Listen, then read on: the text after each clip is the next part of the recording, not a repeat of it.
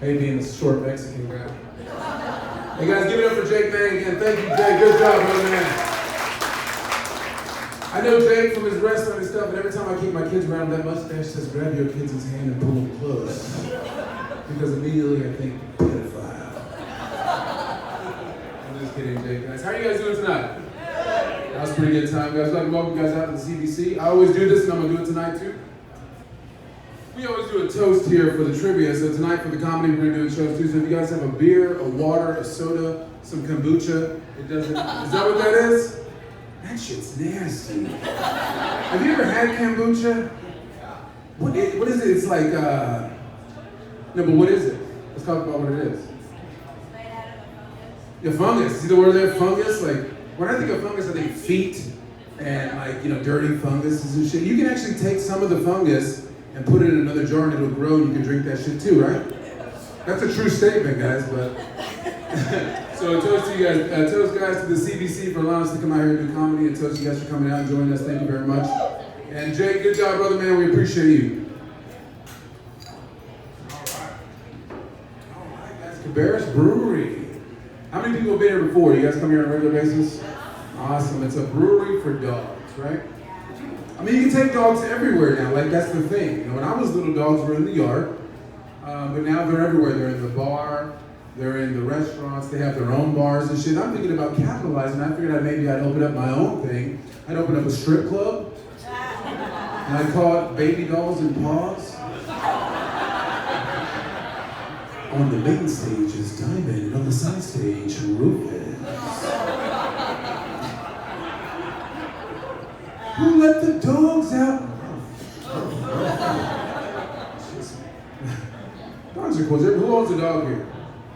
You guys own a dog there? You guys own a dog there? You guys own a dog there? You own a dog? You ever had a dog before?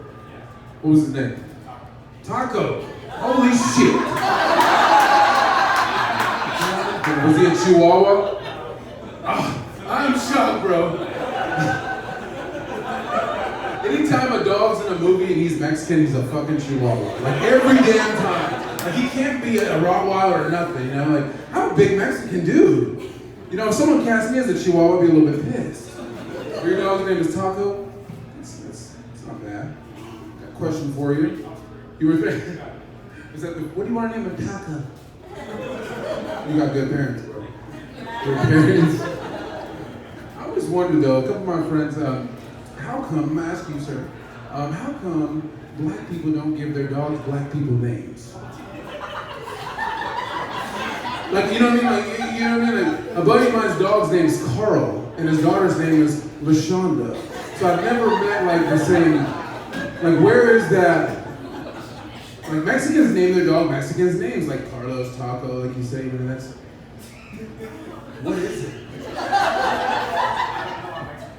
No, it's you and me in here, the only Mexicans in here. Is there any other Mexicans here? Fucking A, we don't get along. Keep that to yourself. Just kidding. No Mexican in there. So you hate Mexicans and you do cocaine. Yeah, I do, we have a good time. This party would turn up to the max. You know one thing about dogs is dogs are good at making you feel bad. Me and my wife, we go to the dog store, a dog will put you in your place real quick. You go somewhere, you go in there, and together you're like, man, let's get him a treat. Okay, cool. And you go and you're arguing over who's going to give the dog the treat on the way home. I'm going to give it to him. No, you always give it to him. I want to give it to him this time. All right, fine. So you go to give the dog, and you're excited. You're like, damn, he's going to love this treat. And you put it in the dog's mouth, and he goes, poof. You're like, oh, he just doesn't know. Let's let him smell it. Same shit. And then we become human at that point, you know what I mean? Like, you get all mad and shit, like, what the hell? There are dogs in Iraq that would kill for that bone right there. It's true. So you and me are the only Mexicans here? And a Puerto Rican? It's like a Republican meeting. 4 black people and 2 Hispanics. What the fuck? What is this?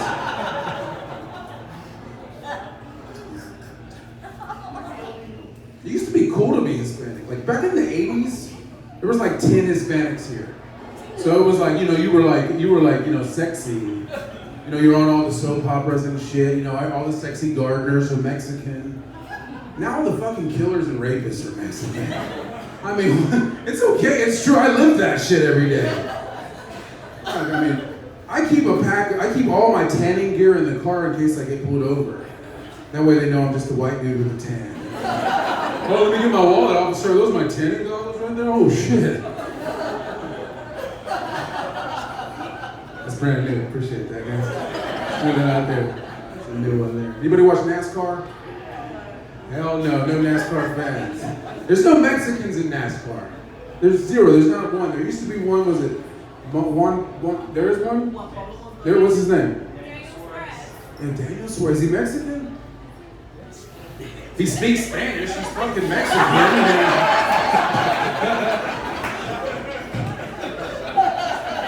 It's an easy answer, right?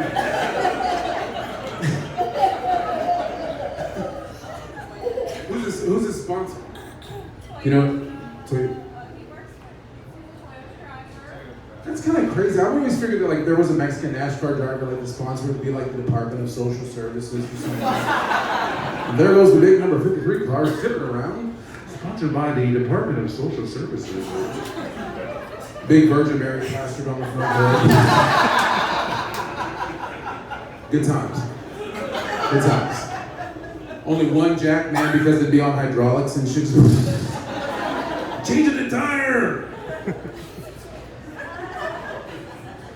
Like, and if they ever won a race, they pull over, there's like 10 dudes in the car, everybody gets in. And there's one's cousin, there's one's brother, there's one's mother, and this is a family affair. Good times. You speak Spanish? Do you? Like, very good? I speak zero Spanish. Shame on you for telling me shame on me. Because this is America. I'm just kidding. How many people heard that before?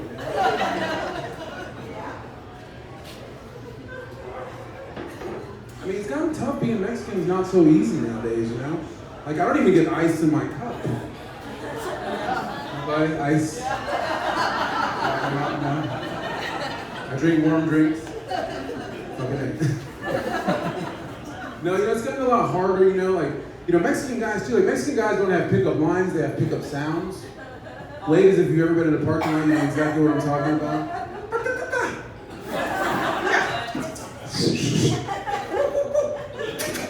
Fucking makes it hard for me to meet girls, you know what I mean? Like, hey, how are you? Fucking hey, that's an immediate thing.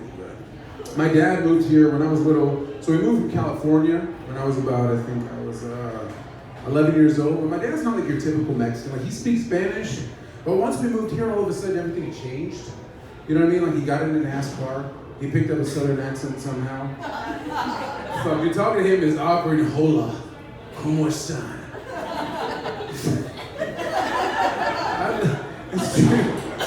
It's probably one of the truest things I deal with. So for me, like my mom and dad both speak Spanish, but my mom doesn't really speak good Spanish, and she doesn't speak good English. So she kind of just throws shit together. Like, getting a letter from my mom is like getting a letter from a serial killer, just like capitals and fucking lowercase, a couple random punctuations and shit. I'm like, ooh. And then it says, I love you, son. So then I know it's my mom. My mom. Latino moms, right? A trip? Oh my God. She's like, yes, we are. My mom is a trip. I mean, her name is Rosa. Rosa. I rolled the R. Rosa. That's really all I can do that's Spanish. I'll do things at work like, oh, that's so random. What is it? Hey, pick up that rabbit. Yeah, so, she was, well. I'm talking about my mom. We're talking about Rosa? Rosa, that's right. My mom was like a bad influence. She tries to be a good influence, but she does drugs. Yeah. Yes! Either you're a mom that does drugs or your mom did drugs. It's a lot more freedom as a kid. You can just do anything you fucking want. Jeez. It's okay. What you do is not drugs. It's nature. Wasn't talking about your kombucha. So of person, like, she's more like a big sister than she is a mom. She tries her best. Like, she would come in my room when I used to live with her, and I moved to California a couple years ago, and I used to live with my mom, which I'm 35, so don't judge me. But when I was in California, and she would come downstairs, after a long night of partying, she'd say, listen, no more drugs. 0. No more drugs in this house. And I say, all right, Mom, it's your house. You guys got anything? Or after tonight, no more drugs. None. That's my mom. I mean, she's the kind of person that she believes that if it's in her house, it's her shit. You know what I mean? Like, she goes through my stuff. She tries to find anything she can. If she does, guess what? It's hers now. She calls me one time, she says, Joe, I found your guys' weed in your drawer. I said, what's your weed? It's your house? I said, go ahead and get you some. She goes, I am. I already did smoke some. So I come home about 4 hours later, she's sitting on the stairwell. And I'm like, what the hell? And I look at the bag and I found out my mom didn't smoke weed, she smoked crushed up mushrooms. Right over her, like she's tripping. She's like, Joe, I don't know what's going on. This is lava, the floor is lava. And as a good son, I'm like, Mom, don't come down here. This shit is lava. You will die. But that's my mom. You gotta love your mom, right? I mean, no matter what they do, no matter how they are, you have to love your mom, right? That's just how it is. I love her. She's ruined a lot of stuff for me. But I still love her. Like, I hate feet. I hate feet so much. Like if people had hooves, I'd be a lot happier. I mean, it's not my fault, it's my mom's fault. Like, when I got married, I had my mom, she came out, and never in my life, you ever heard of the pet egg? I've seen her bog down 2 pet eggs like a fucking lawnmower, just destruction. So now I'm like, I'd rather not. I'd rather not have that. Who's married here? Is anybody married? Nobody's married? Who's dating? Nobody's dating? Who's friends? Who knows any fucking body in here? What is this? Is this the first day at school? I like her. I don't know her, but I like her. Holy shit. True statement though, guys. If you are with somebody, when you figure out what it is that gets your lady riled up, do we not focus on that? Like if you know, like beer does not get my lady sexual. Wine does. Wine is a magic wine. You know what I mean? So when I found that out, I turned into Bill Cosby. You know what I mean? I started breaking that shit all the time. Pinot Grigio tastes so delicious when it touches the lips and opens the hips. She's my wife. Beer just puts her to sleep. So if I want to play video games, we have a beer night. Football's on, we have a beer night. If it's a Sunday night, once a month, we have a beer night. You know what I'm saying? Gosh. So we're getting down to it. Anybody go to the gym here? Gym fans. Jim, I know you go to the gym. You're a wrestler too, right? Darius is a good one. Darius, you're a wrestler too? Darius is a very good wrestler. I've seen him and Jade wrestle. So guys, they are not joking when they talk about being good wrestlers because I've been there. PWX is where they wrestle. They wrestle other spots too, but they're really awesome. But being backstage is kind of weird. You know what I mean? It's kind of like being at a strip club. I've never seen 2 men put more oil on each other and not be gay. You know what I mean? Like, it's for real. Like, get the backside, bro. Oh, yeah, hell yeah, bro. Any other time, those dudes are like, fuck, I ain't into that shit. Hell no. If you got a match, you gotta hook each other up. You know what I mean? You can't reach certain spots. And you don't want to be wet here and dry there.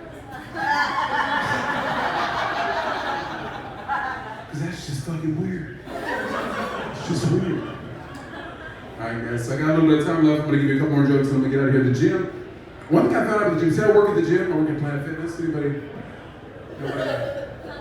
Fucking hey, what is it? What? Did you say ugh? Clear, that was a rough. Drink some more kombucha. Clear my kombucha throat. If you're a guy, the gym will show you for sure that you're not gay. You know what I mean? Like, I go in the locker room every day and I see 60-year-old balls. You ever seen a pair of 60-year-old balls? I I mean, those are ankle slappers.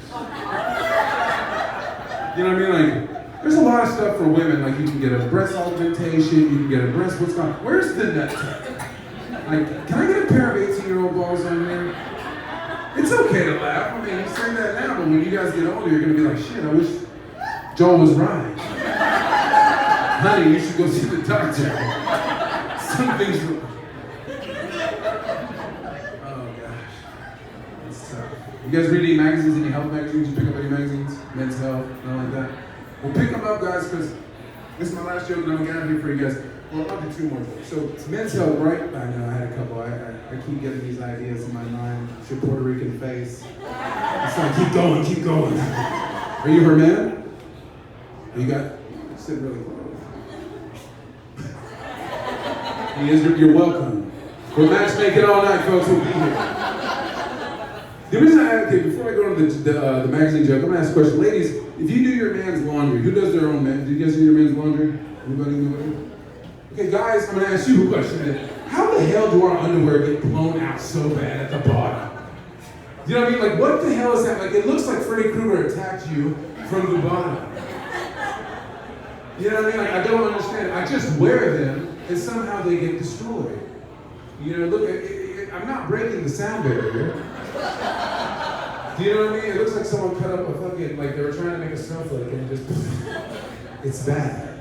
We end up wearing underwear just for formality. It's just like a headband on our waist. Doesn't stop no sweat, but it's there. So guys, if you guys read any men's health magazines, I do encourage you to pick them up because on the side of them, they do have a lot of cool like tips on there. You know, you can look on the side, it'll tell you like things to lose weight, things that you can do to increase your sex life. Well, I was checking it out one time and it said, you know, for every 10 pounds a guy loses, he gains an inch in penile length. So I'm trying to get back down to my original weight, 7 pounds, 8 ounces, just be one big dick. Just sitting there.